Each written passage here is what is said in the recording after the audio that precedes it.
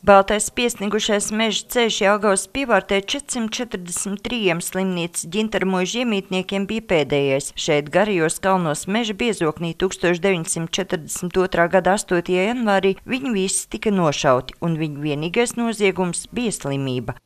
Te bija, ka vācieši ienākuši, bija paziņu izsūtījuši pavēsts, kam radnieki bija, un tur 2 vai 3 dienā laikā bija jāizņem, bet mūsu radniecei bija, kamēr te atnāca tā ziņa, pasta nebija, ar ziņešiem, ar zirgiem atved vai ne, tikmēr aizbrauca zirgi atkal uz Jelgavu, jau bija, viss pa galam bija. Antras kundzei šeit guļ vecmāmiņa, kurai tolaik bijuši tikai vien ap 40 gadiem. Mazas bijām, veda mūs šeit, vecāki vedu šejieni, bet tad tajā laikā nevarēja tā, mamma, tā bija tā drūma, tas nevarēja tā runāt daudz, un tā mamma stāstīja, rādīja tās vietas, kur bija šauti, kur bija cilvēki šauti, viss tās loža vietas vēl bija redzams. Tie bija 60 pāri gadi bija.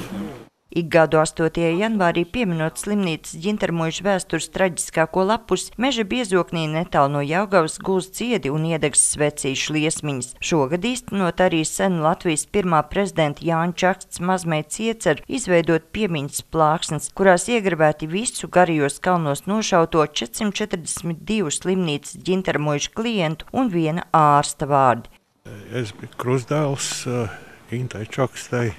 Un tā kā viņi savā laikā arhīvā atrada šo cilvēku vārdus un uzvārdus, un viņi pat ir aizgājis aiz saulē, jau 3 gadus kā būs, tad likās, ka tas būtu ļoti labi arī viņas piemiņu saglabājot viņas darbam, jo ārsta darbs jau ir kapsēta praktiski. Jā, to arī visu beidzāt. Un unikāli ir tas, ka man liekas vienīgā vieta Latvijā, kur masu kapiem ir vārdi, apglabāto vārdi un uzvārdi. Jo man bija tas gods pazīt arī Intu Čakstu, kas te ar sirdi un dvēseli visā savā darbā, visu savu mūžu bijis un arī par šo vietu bija stāstījis.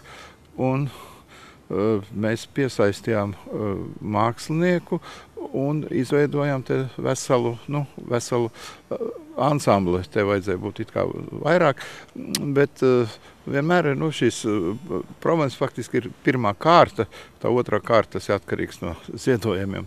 Tam līdzīgi vienīgi, ko es varu pateikt, šis ir zviedru materiāls, un viņš izvēlēts tādā tonī, tādā silti pelēkā tonī, lai viņš saplūstu šeit ar šo vidi, un nebūtu, viņš tā neizdalītos, bet viņš it kā organiski ieaug, tā kā te ir, jo te tomēr nav kapu vieta, šeit ir tāds mežs, un lai viņš Piemiņas plāksnes garajos kalnos izgatavots un uzstādīts par cilvēku ziedojumiem, no kuriem lielāko daļu devusi Intas Čakstes ģimene, Sandra Leitāne, Andris Spāns, TV Spektrs.